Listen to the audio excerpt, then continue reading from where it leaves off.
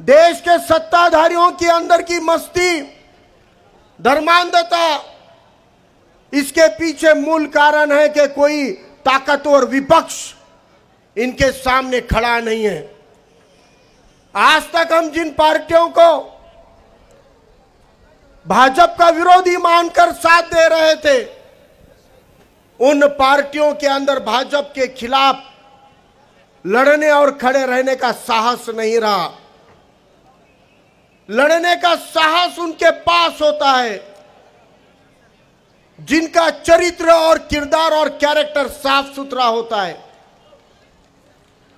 जो विपक्षी सियासी दल है, उनके चरित्र साबित नहीं रहे, उनके किरदार साफ सुथरे नहीं रहे, करप्शन और भ्रष्टाचार के अंदर वो लिप्त हो चुके हैं। इसलिए आज वो मोदी शाह की सरकार के सामने खड़े नहीं रह सकते हैं। तेलंगाना राज्य के अंदर विगत विधानसभा में तेलंगाना के भाइयों बहनों ने कांग्रेस के कई आमदार चुनकर लाए थे। आप एकजुट होकर कांग्रेस के एमएलए को, विधायक को चुनकर तो लाए, लेकिन चुनकर आने के बाद कांग्रेस के विधायक अपने भ्रष्टाचार, करप्शन के किरदार के वजह से ईडी की इंक्वायरी को डरकर, सीबीआई की इंक्वायरी को डरकर भाजपा में जाकर बैठ गए और कांग्रेस का घर खाली कर दिया। कर्नाटका के अंदर भी कांग्रेस और जेडीएस की पिछले दौर में सरकार बनी, लेकिन जितने नेता कांग्रेस के थे वह भ्रष्टाचार में लिप्त थे। इसीलिए ईडी और सीबीआई के डर से वो सब के सब कांग्रेस छोड़ के भाजपा में जाकर लोगों ने जो जेडीएस कांग्रेस को चुनकर दिया, वो कांग्रेस के विधायक बीजेपी में चले गए। महाराष्ट्र के अंदर आपने देखा महाविकास आघाड़ी की सरकार बनी थी, लेकिन ईडी और सीबीआई के दम पे राष्ट्रवादी कांग्रेस, एनसीपी, शरद पवार के पार्टी के कई विधायकों को ईडी की नोटिस आई, कांग्रेस के आई, शिवसेना के कई विधायकों को आई, और ईडी सीबीआई से डरकर उन्होंने उनकी पार्टी से बगावत की और भाजपा के साथ जाकर सत्ता बना दी। आज विपक्ष को चुनते वक्त हमको ये सोचकर चुनना है, जिसको हम भाजपा का विरोध में लड़ने वाला ताकतवर मान रहे हैं, उसके चरित्र के अंदर ईमानदारी का लोहा है कि नहीं है, उसके चरित्र के अंदर स्वाभिमान का लोहा है कि नहीं है। अगर उसके अंदर स्वाभिमान और नॉन करप्ट किरदार न होगा तो वो विपक्ष खड़ा नहीं होगा। आज इस देश के अंदर पूरे देश का विपक्ष बनने का काम अगर कोई कर रहा है,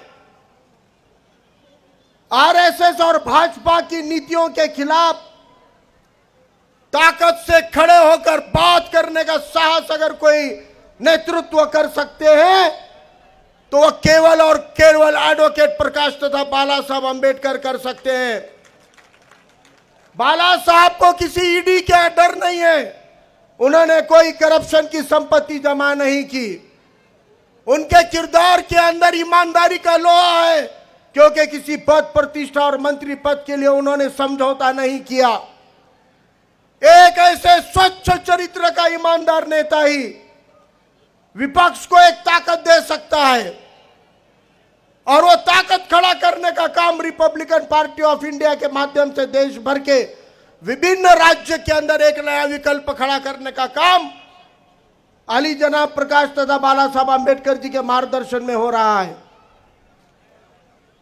कर्नाटक के अंदर सरकार बनी,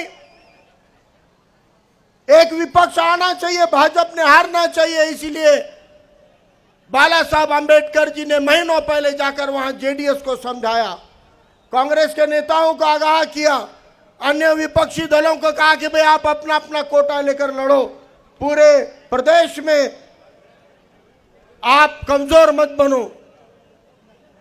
आज जो चमत्कार हुआ है उसमें बाला साहब का बड़ा योगदान रहा है, लेकिन हमें चिंता है क्योंकि हम भाजपा की जिन नीतियों से उकता गए हैं, कांग्रेस भी उन्हीं नीतियों पे चलती आ रही है। आपने देखा उत्तर प्रदेश के अंदर भाजपा की योगी सरकार शहरों के नाम बदलती है। महाराष्ट्र की भाजपा सरकार शहरों के नाम बदलती है। अगर ऐसी भाजपा या भाजपा की समर्थक सरकार यहां आएगी तो यहां पर आपके आदिलाबाद और हैदराबाद का नाम बदलने का भी जहरीली राजनीति ये मोदी अमित शाह के पिल्ले कर सकते हैं। लेकिन इस राजनीति से हटकर कर्नाटक के कांग्रेस के सिद्धारमैया जो मुख्यमंत्री है, इन्होंने भी कांग्रेस की सरकार थी तब गुलबर्गा शहर का नाम बदलने का काम किया, बीजापुर शहर का नाम बदलने का काम किया। इसीलिए हम कहना चाहते हैं कि भाजपा का अगर हमको विकल्प ढूंढना है तो वो विकल्प अपने अच्छे किरदार के कारण मिलेगा और उसके लिए आपको अली जनाब प्रकाश तथा बाला साहब अंबेडकर जी के नेतृत्व में एक सियासी अल्टरनेट खड़ा करना पड़ेगा। तेलंगाना के मुख्यमंत्री देश का सबसे बड़ा उन्होंने विश्व रत्न डॉक्टर बाबा साहब अंबेडकर जी का स्टैचू खड़ा किया। सबसे बड़ा बाबा साहब अंबेडकर जी का स्टैचू खड़ा किया और डॉक्टर बाबा साहब अंबेडकर जी के पोते अली जनाब प्रकाश अंबेडकर साहब के हाथों उसका उद्घाटन किया। हमें एक बात की खुशी है, केसीआर साहब, आप जितना अंबेडकर जी के करीब आओगे उतना भाजपा से दूर जाओगे। अगर आपको भाजपा के खिलाफ लड़ने का साहस चाहिए तो वो साहस आपको सिर्फ अंबेडकर नाम से मिल सकता है। आपने बजट के अंदर शेड्यूल कास्ट के लिए एक प्रोविजन करके दलित बंधु योजना शुरू की, लेकिन वो बजट की राशि का अंतिम पैसा सच्चे दलित बंधु के जेब में अगर आप लाना चाहते हो तो प्रकाश अंबेडकर साहब ने दिए हुए उम्मीदवारों को चुना कर लाओ, उसके बगैर तिजोरी से निकलकर वो पैसा आपके जेब में नहीं आने वाला है। योजना बनाने से लाभ नहीं मिलने वाला है। इतनी बड़ी संख्या में यहाँ पे मेरे दलित बंधु भी मंजूर है। आप बताइए कितने लोगों को दलित बंधु योजना का पैसा मिला। अगर ये पैसा आपको मिलाना है तो आपको रिपब्लिकन पार्टी ऑफ इंडिया के बाला साहब ने दिए वाले उम्मीदवारों के पीछे खड़ा होना पड़ेगा। आपके आदिलाबाद से अगर केसीआर जी के विधायक चुन के आ सकते हैं तो आपके आदिलाबाद से दिगर पार्टी का कोई एमपी क्यों चुनकर नहीं आता। अगर आप चाहते हो कि यहां से भाजपा का खासदार हारना चाहिए और भाजपा विरोधी खासदार चुन के आना चाहिए तो आपको अली जनाब प्रकाश अंबेडकर साहब का नेतृत्व स्वीकारना पड़ेगा। वही एक मंत्र दे सकते हैं, यहां से भाजपा का विरोधी खासदार हम चुन के ला सकते हैं। यहां बड़ी संख्या में हमारे मुस्लिम भाई जमा है। मौलाना असलम साहब भी यहां है, नदवी साहब भी यहां है, जमीयतुल उलेमा के जिम्मेदार हैं। मैं जमीयतुल उलेमा के कामों की सराहना करता हूं। जमीयतुल उलेमा इमामों की संगठन नहीं है, सिर्फ जमीयतुल उलेमा में इमाम भी है, हाफिज भी है, ताजिर भी है, समाजी खिदमतगार भी है। लेकिन जमीयतुल उलेमा की क़यादतों की तारीख देखिए। 1857 के अंदर जो जंग अंग्रेजों से लड़ी उसकी क़यादत करने वाली जमीयत की किरदार में क़यादत इनकलाबी थी। आज जमीयत को इनकलाबी रवैये को इख्तियार करना पड़ेगा। आज जमीयत को सियासी रवैये को इख्तियार करना पड़ेगा।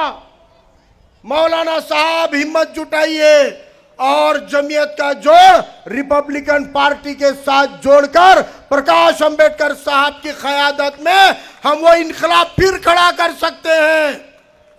जो उलेमा अंग्रेजों को भगा सकते हैं वो उलेमा चड्डी गैंग के आरएसएस वालों को भी भगा सकते हैं। लेकिन आपको अंबेडकर साहब के साथ आना पड़ेगा।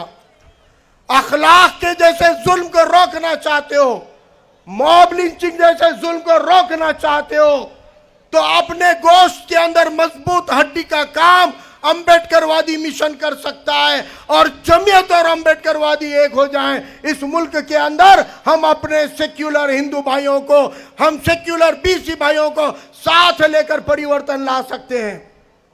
आपने नारा दिया जय भीम का, मैं कहता हूं कि हमको जय भीम पे जितना अभिमान है, जय भीम पे जितना फक्र है, उतना सेक्युलर नमस्कार पे भी है, लेकिन वो बेईमान जातिवादी नहीं। तो जो सबको लेकर चलने वाला सेक्युलर नमस्कार होगा, जो सेक्युलर हिंदू होगा, जो सेक्युलर बीसी होगा, उसके साथ इस देश का मुसलमान भी और शेड्यूल कास्ट भी ताकत से खड़ा है। और अगर आप सेक्युलर हिंदू को आगे लेकर, बीसी को आगे लेकर आप अगर चाहते हो कि हम एक परिवर्तन लाए, तो उसके लिए प्रकाश अंबेडकर साहब के नेतृत्व में आने वाली राजनैतिक गतिविधियों में हम उनके मार्गदर्शन में काम करेंगे। आप इरादा कीजिए, अब इसके बाद हमारे सियासी वोटिंग का अधिकार सिर्फ और सिर्फ बाला साहब अंबेडकर कहेंगे, उसी को वोट देंगे, उसी के साथ खड़े रहेंगे, तभी परिवर्तन आएगा, तभी बदलाव आएगा। और उम्मीद करता हूं आप अभी बाला साहब को सुनने के लिए, मैं भी और आप भी बेचैन हैं। बाला साहब के लिए मंच खाली करता हूं और आप सभी का तहे दिल से शुक्रिया अदा करता हूं। आप सभी को क्रांतिकारी सलाम करता हूं, क्रांतिकारी जय भीम करता हूं।